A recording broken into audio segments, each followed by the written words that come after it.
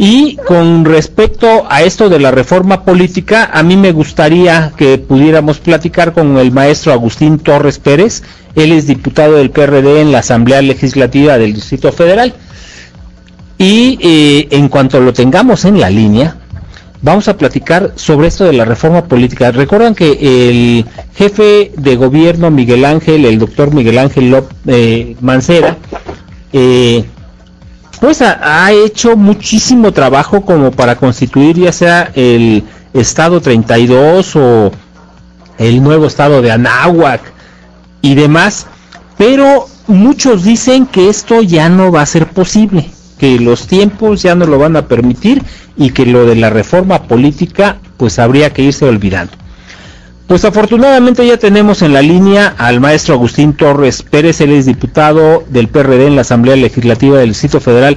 Señor diputado, agradezco mucho el que nos tomes la llamada. Al contrario, muchas gracias por la invitación. Saludos a tu radio escuchas también. Oye, comentando, ya habíamos tenido la oportunidad de platicar contigo sobre diferentes temas, pero hoy tuvimos un desayuno, los miembros de la Academia Nacional de Periodistas de Radio y Televisión, con el diputado Jorge Gaviño, y él nos comentaba que se ve muy difícil esto de la reforma política. ¿Tú qué percepción tienes? Bueno, realmente sí es un tema bastante complicado que atraviesa por coyunturas políticas que se presentan a nivel nacional, que implican reformas estructurales a nuestro modelo económico, nuestro modelo de gobierno, hablando de la reforma energética y la reforma hacendaria. Creo que serían los únicos obstáculos que pudieran presentarse para que no hubiera reforma política. Es decir, si hubiera un intercambio por parte de los grupos parlamentarios, o en este caso del PRI fundamentalmente y del PAN, que pensaran que si el PRD no vota a favor de estas dos iniciativas de reformas estructurales, hacendaria y energética, fuera el costo no aprobar la reforma política para el Distrito Federal, entonces podría ocurrir. Claro. Oye, comenta, por ejemplo, gente ahí en el Senado de la República y en Cámara de Diputados Federal, de que el PAN definitivamente no va a aprobar, que se va a manifestar en contra de la reforma de esta de petróleo, ¿no? De la energética. La energética, si es que no se inicia el trabajo sobre la reforma política, que dicen ellos que ese es el momento para aprovechar, que le pueden hacer manita de puerco al PRI. ¿Tú consideras que sea válido negociar lo uno por lo otro? Yo creo que deberíamos de ubicar en diferentes escenarios, ¿no? El procesamiento de cada una de las reformas. No me parece válido ni una ni otra situación.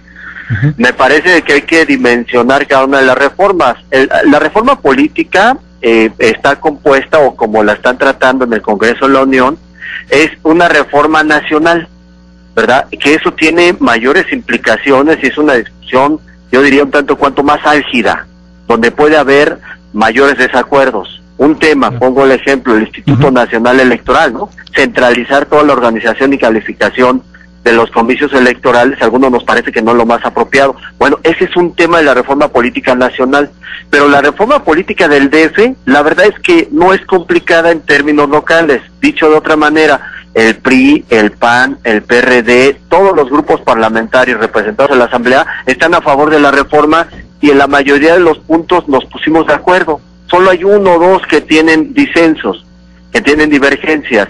Fundamentalmente lo que tiene que ver con la hacienda pública local, cómo se maneja, si a través de las delegaciones o lo sigue siendo el gobierno local, ¿verdad? Esto es lo que más pesa, y el modelo de participación de las delegaciones.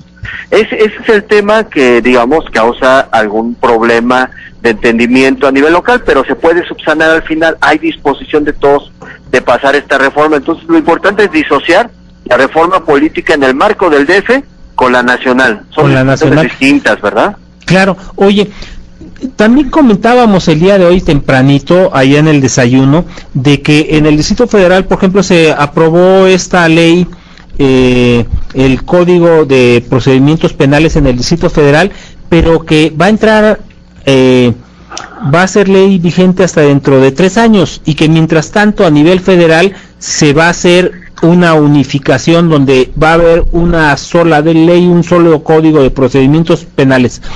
¿No le está quitando facultades, por ejemplo, la Federación al Distrito Federal y quitándole las oportunidades de ser independiente, de que tenga ya su mayoría de edad? Totalmente, es que todo tiene que ver con este aspecto, ¿verdad? De cómo descentralizamos el poder público. En los países más desarrollados, esa es una tendencia general, descentralizar el poder público, otorgar mayores facultades a los gobiernos locales, pero pareciera que en México vamos en sentido contrario, ¿no? Y sí, le resta autonomía a las entidades de la República, porque entonces los enfoques que se tienen según tu proyecto político, el mismo que ofertaste con los ciudadanos para que votaran por ti, podrías dejarlo de cumplir porque desde el centro se toma una decisión que en determinado momento podría ser hasta unilateral, ¿no? O por mayoría y excluyendo alguna fuerza política, y eso impacte en la vida cotidiana de los ciudadanos y en la cultura que tenemos los ciudadanos. Es decir, en esta ciudad tenemos, por ejemplo, temas rebasados en materia del derecho de las mujeres a decidir sobre su cuerpo, particularmente el aborto, ¿no? O la interrupción legal del embarazo. Entonces, esas cosas pues son locales, ¿verdad? No tienen que verse desde la perspectiva nacional, que nosotros aspiramos a que se apruebe, no que desde allá se vaya a aprobar. Son los riesgos, definitivamente. Oye, desde tu perspectiva, ¿tú crees que sí habrá reforma política y en qué beneficiará o perjudicará a los ciudadanos del Distrito Federal? Definitivamente creo que sí va a haber reforma política, que nadie se va a atrever a negarle ese derecho a los capitalinos, que ha sido exigido históricamente desde hace muchos años, y yo creo que esto va a beneficiar en primera instancia en lo que necesita un gobierno, mayores facultades legales. Es decir, el gobierno, los servidores públicos solo pueden hacer aquello que la ley les permite, a diferencia de los ciudadanos que hacemos todo lo que no está prohibido. Pero el gobierno necesita mayores facultades y para eso necesitamos modificar las leyes. Y para ello necesitamos una constitución política en la ciudad, como cualquier otro estado de la República.